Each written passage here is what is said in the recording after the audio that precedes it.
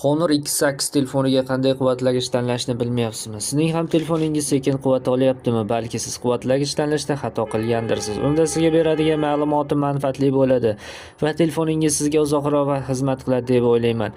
Batareyka sig'imi 4000 mAh. Litium polimer lipo batareykalar tizimi mavjud. 22,5 vatt quvvatlagich talab qiladi. 22,5 vattdan kam bo'lgan quvvatlagich qo'llash tavsiya qilinmaydi. Bu telefon batareykasining tez ishdan chiqishiga, shishib ketishiga olib keladi. Simsiz quvvatlash tizimi mavjud emas. Tezkor quvvatlash tizimi mavjud. 50% ga 30 daqiqada ko'taradi. Oddiy quvvatlash holatida 100% quvvat olish uchun 1 soat 20 daqiqa kerak bo'ladi. Internetdan foydalanganda 9 soat 55 daqiqa. Videolar tomosha qilishda 14 soat 20 daqiqa. O'yinlar o'ynaganda 5 soat 45 daqiqa. Kutish rejimida 110 soat. Umumiy avtonomik holatida 22 soat 35 daqiqani tashkil qiladi. Agarda sizga ham shunaqa ma'lumotlar qiziq bo'lsa, videomiz izohiga yozib qoldiring. Videomiz manfaatli bo'lgan bo'lsa, bizlarni kuzatib boring. Hozircha xayr, salomat bo'ling.